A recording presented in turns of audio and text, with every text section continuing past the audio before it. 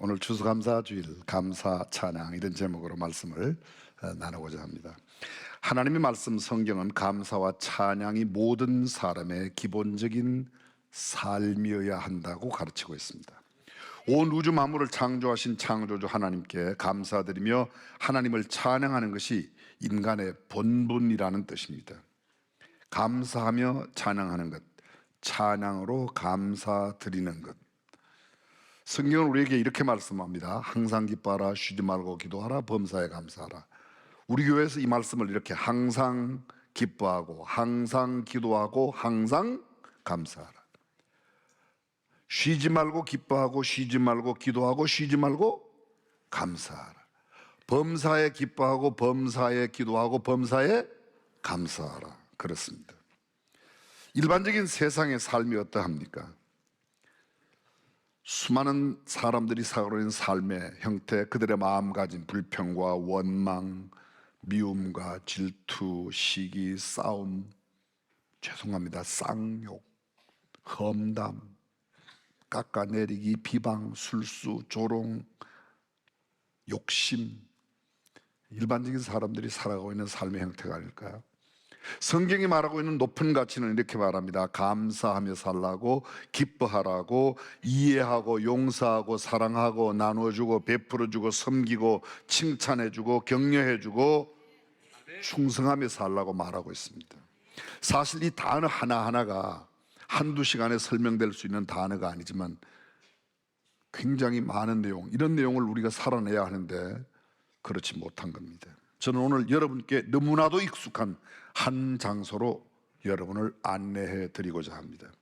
어쩌면 듣고 또 들어 식상할지도 모르지만 다시 한번 옛 추억을 되새기며 기억의 박물관으로 여러분을 안내하여 모시겠습니다. 하나님의 사랑이 무엇인지를 새롭게 깨달을 수 있는 그곳, 어떻게 사람이 그렇게 할 수 있지라는 감동과 감격이 있는 그곳, 참으로 경이롭고 신비스러운 실화 스토리가 있는 곳입니다.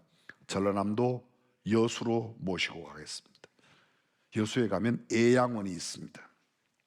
이곳은 한센 환자들의 섬 소록도가 생기기 전에 손양원 목사님이 나병 환자, 소위 한센 환자들을 돌보던 곳입니다. 그곳 애양원에는 손양원 목사님의 유품들이 전시되어 있는데 그 가운데 유독 그곳을 방문하는 사람들에게 관심과 시선을 끄는 아주 조그마한 유품 하나가 있습니다. 봉투입니다.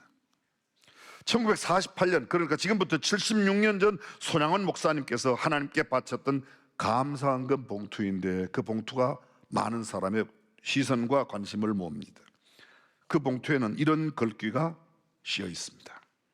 두 아들의 순교를 감사하며 1만 원, 손양원. 1948년 10월 19일 제주 폭동을 진압하기 위해 여수에 집결해 있던 군인들 중 남노당 계열의 군인들을 중심으로 소위 여순 반란 사건이 일어났습니다. 그 와중에 순천 사범학교 졸업을 눈앞에 둔 손양원 목사님의 두 아들 동인이와 동신이 공산당에게 체포되어 끌려갔습니다. 예수 믿는 놈이라고, 너 예수 믿지 말라고.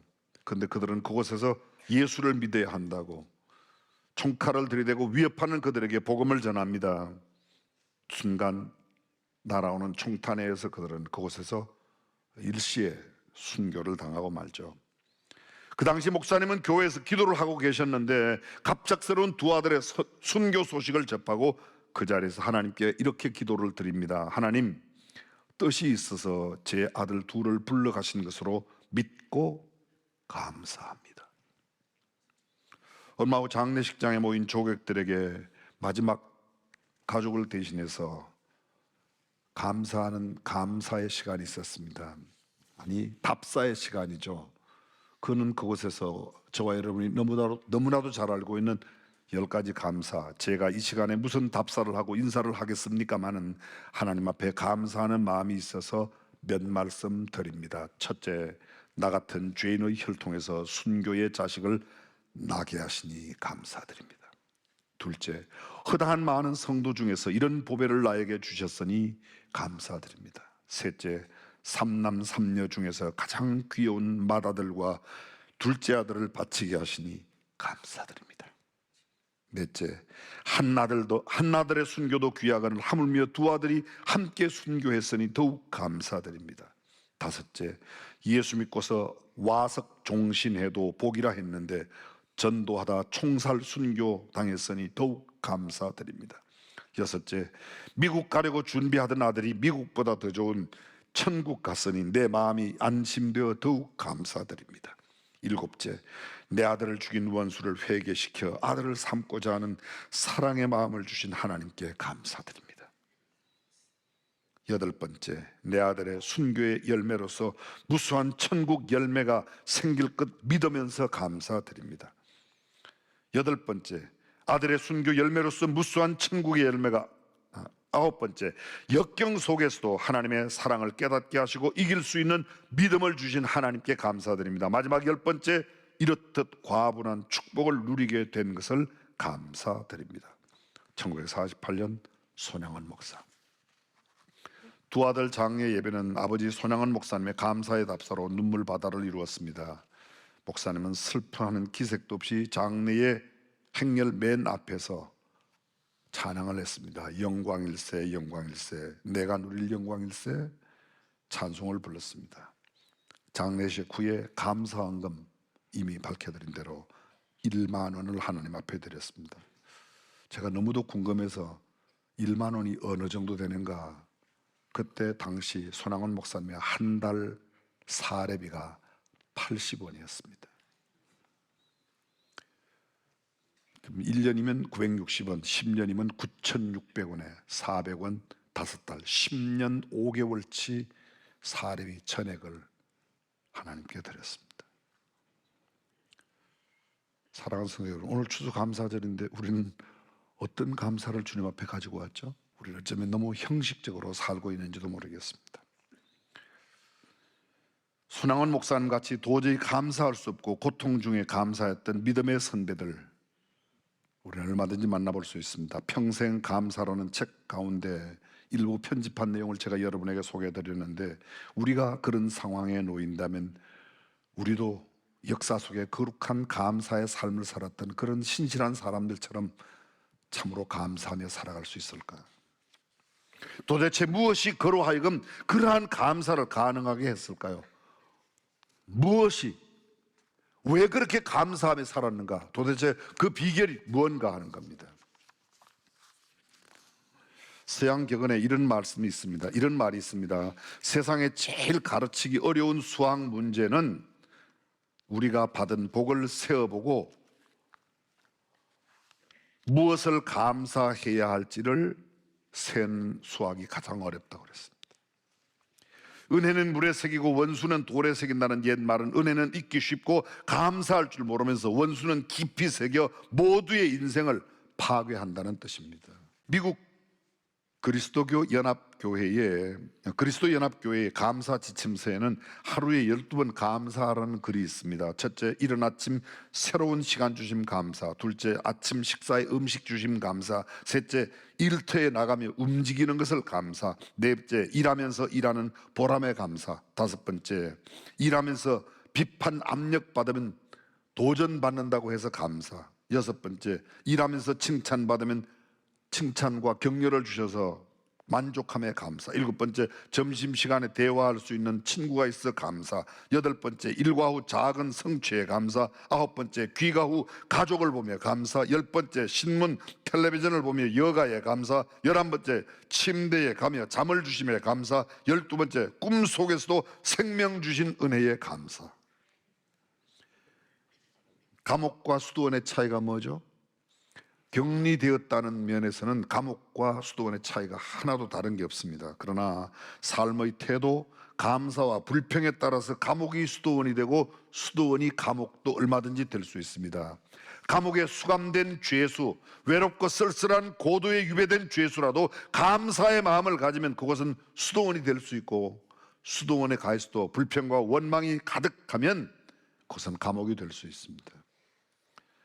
저는 수원에 사는 것을 퍽 자랑스럽게 생각합니다. 수원이라고 하는 도시에 얽혀진 옛 스토리가, 수원이 가장 역사적으로 높이 기억하는 사람이 여러분 누구죠?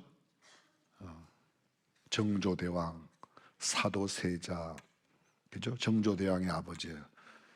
그 정조 때 충신 다산 정약용 선생님, 노론들의 아주 극심한 반대, 노론들이 너무 왕을 못 살게 굴고, 노론들이 정조도 3번이나 죽이려고 암살자를 보내고 했는데, 그냥 두면 다산, 이 아까운 다산이 죽을 것 같으니까 일부러 죄수를 만들어서 강진으로 보냈습니다. 강진. 저는 종종 강진을 가요. 제가 강진을 가는 것은 정약용 선생님 만나러 갑니다. 갈 때마다 저한테 얼마나 큰 감동을 주는지 몰라요. 정약용 선생님이 그 강진에 가서 자기 외갓집이자 그곳 있는 사람들과 함께 청년들과 머무는 동안에 여러분 책을 600권이나 썼어요. 한 602권 정도 써야 여러분들은 놀라 나와요. 그죠? 600권. 시골 강진 동네에 살고 있는 청년들을 모아서 너는 감자를 연구해라, 너는 고구마를 연구해라, 너는 팥을 연구해라, 너는 조를 연구해라. 연구한 분야대로 다 그걸 집대서 책을 만드는 게 600권을 낸 겁니다. 여기 지금 수류방화정, 방화수류정이라고 그래요. 정조 다산이 쌓았던 화성, 그죠? 세계문화유산으로 등록되는데 가장 빠른 시간에 결정된 게 만리장성보다 더 빠른 시간에 결정됐어요. 너무도 세세하게 기록이 되어 있으니까 자세히 가서 보십시오. 축성이 얼마나 기가 막히겠는지. 그 1톤, 2톤 되는 돌들을 들기 위한 거중기, 정약용 선생님이 만드는 거야. 돌이 그냥 쌓으면 미끄러질 거니까 돌을 이렇게 홈을 파서 이렇게 연결을. 수원에 살면서 그거 안 가봐요? 오직 그냥 돈 떨어지는 것만 보고 다니니까. 유배 보냈습니다. 근데 그는 유배지로 살지 않았습니다. 그곳을 학문의 터전으로, 연구의 터전으로 만들었습니다. 사랑하는 성도 여러분, 내 삶이 감사로 가득하면 어떤 유배지에서도 천국으로 살 수 있고, 내 마음이 불평과 원망으로 가득하면 진수성찬 고량진미에 고루 그가 고대광실을 짓고 살아도 나는 불쌍하고 처절한 사람입니다. 토마스 에디슨의 감사를 아실 겁니다. 청각 장애인 에디슨, 신문팔이 소년이었던 그가 기차에 실험실을 만들어 놓고 거기서 열심히 실험을 합니다. 기차의 진동으로 실험약품이 쏟아져 화재가 발생했습니다. 격분한 차량이 밀었습니다. 에디슨을 기차에 떨어질 때 고막을 다쳐서 그냥 이게 청각을 잃어버렸습니다. 근데 사람들이 귀가 들리지 않으니 얼마나 불편하냐고. 그때 에디슨이 한 이야기입니다. 나는 청각을 잃은 것을 감사합니다. 딴소리에 전혀 신경 쓰지 않고 연구에만 몰두할 수 있어. 여러분, 제너럴 일렉트릭이라고 유명한 세계적인 회사, 그 에디슨이 만드는 거예요.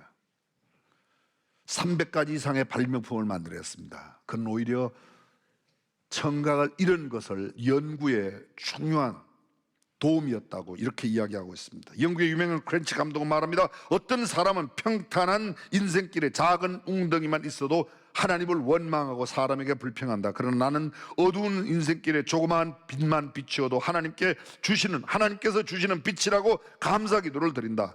화려한 궁궐에 살면서도 인생이란 왜 이렇게 괴롭고 고통스럽고 즐겁고 기쁜 일이 없냐고 불평하며 얼굴을 찡그린다면 그 사람은 참 불행한 사람이고 개딱지 같은 오두막에 살면서도 우리를 지켜주는 하늘 아버지께 늘 은혜와 감사하는 사랑의 삶, 감사하는 삶을 살아가는 사람, 그 사람이 참 복된 사람이 아니겠는가?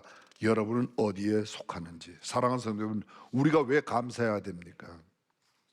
우리는 하나님께서 친히 하나님의 형상대로 지으신 존재이기 때문이라고 믿습니다.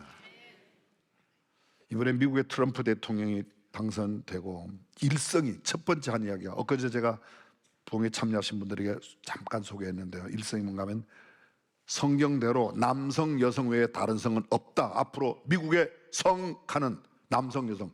지금 미국 초등학교 아이들에게 묻는 설문지 보면요, 남성 여성 그 옆에 5칸이 돼 있어요. 남성 여성 말고 뭐죠? 개성, 소성, 돼지성 뭐 이런 게 있습니까? 이게 뭡니까? 그거 없겠다. 성전환 수술하면, 남자가 여자로 성전환 수술하면 뭐 가슴 나오라고 호르몬제도 먹어야 되고 뭐 몸 관리를 해서 평생 호르몬제, 그거 미국 정부에서 그냥 그동안 대해줬는데 트럼프 대통령 이번에 일성이 당선되고 나서 일성이 뭐야? 앞으로 그 약 너네들이 돈 내고 사 먹어. 나라에서 안 줄 거야. 캘리포니아가 발칵 뒤집혔습니다. 캘리포니아 이런 사상이 미국 50개 주 가운데 제일 심하니까 주지사부터 난리가 났습니다. 트럼프 말합니다. 앞으로 캘리포니아 주 정부에서 주는 연방정부 지원금 안 줄 거야. 정말 드릴 말씀이 많습니다. 그러나 이런 이야기 다 하나님께서 하나님의 형상대로, 세상 모든 만물들은 하나님께서 말씀으로 짓고 모든 동물들은 그 종류대로, 그런데 사람만큼은 하나님이 가라사대 우리의 형상을 따라 우리의 모양대로 우리가 사람을 만들고 그로 바다의 고기와 공중의 새와 육축과 온 땅과 땅에 있는 모든 것을 다스리게 하자 하시고, 하나님이 곧 하나님의 형상대로 사람을 창조하시되 남자와 여자를 창조하시고. 남자 여자 외에 없어요. 근데 남자로 태어났으면 남자로 살지. 좀 힘들어도 사는 거예요. 힘들다고 저속으로 바꿀 수 있는 게 아니잖아요. 그죠?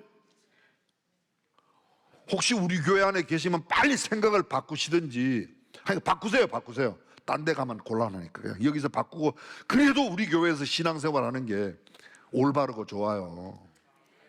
그런 거 허용하는데 딴 데 가면 진짜 어려워져요. 이번에 기독교 감리교 교단 총회에서 퀴어 신학, LGBT, 레즈비언, 게이, 바이섹슈얼, 트랜스젠더, 성전환 이런 것들 신학이라고 막 그거 주장하던 신학자 전부 다 이단으로 다 몰아냈습니다. 할렐루야. 아유, 얼마나 감사합니다. 엊그제 왔던 고신일 감독, 저하고 학교 같이 다녔어요. 저보다 나이가 한 살 많은데 엄청 나이 많은 것처럼 이야기하시더라고요. 남자들은 꼭 나이가 중요해요. 감독회장 4년직 감당하게 된 김정석 감독회장, 이거 안 된다. 그래서 이번 총회에서 그걸 결정했습니다. 한국 그래도 희망이 있어요. 사랑하는 성도 여러분, 하나님께서 우리를 만드셨어요. 우리는 그가 만드신 바라 그리스도 예수 안에서 선한 일을 위하여 하나님의 형상대로 지었다는 겁니다. 이사야는 말합니다. 나는 여호와의 보시기에 존귀한 자라, 나의 하나님이 나의 힘이 되셨도다. 다시 야곱을 자기에게로 돌아오게 하시며 이스라엘을 자기에게로 모이게 하시려고 나를 태에서 나옴으로부터 자기 종을 삼으신 여호와께서 말씀하시느니라. 그렇습니다, 여러분. 하나님께서 하나님의 형상대로 지음받은 존재예요. 근데 우리가 그걸 잘 몰라봐요. 가장 잘 몰라보는 관계가 특히 부부예요. 하나님께서 독생자를 주고 사실 만한 가치가 있다고 생각하셔서 내가 죽어야 할 자리에 하나님의 독생자를 대신 죽게 하고 나를 하나님의 자녀로 삼아 주셨는데, 그런 나를 잘 몰라보고 내 옆에 같이 살면서 나 알기를 뜨듬뜨듬 아는 여자와 남자가 얼마나 많아요. 이름하여 남편, 아내라고 그래요. 100원 주고 사면 100원짜리, 1000원 주고 사면 1000원짜리. 우리는 하나님께서 예수님을 주고 샀어요. 그래서 얼마짜리? 예수님짜리예요. 예수님짜리. 그렇게 귀한 독생자 예수 그리스도를 대신 죽음의 자리에 내어놓고 우리를 하나님께서 사신, 그렇게 존귀하게 여기는 존재인데, 우리 존재가, 이 존재가 돈 조금 못 벌어온다고 아이고 그걸 월급이라고 받아왔냐고 바가지 팍팍 긁는 그런 아주 이상한 여성분들이 많이 계세요. 그렇게 존귀한 아내를 아주 거지발사계처럼, 식당에 가서는 아무것도 아닌 여자에게도 팁을 잘 주는데 자기 아내에게는 막 소리 지르는 거지 같은 남편들. 아주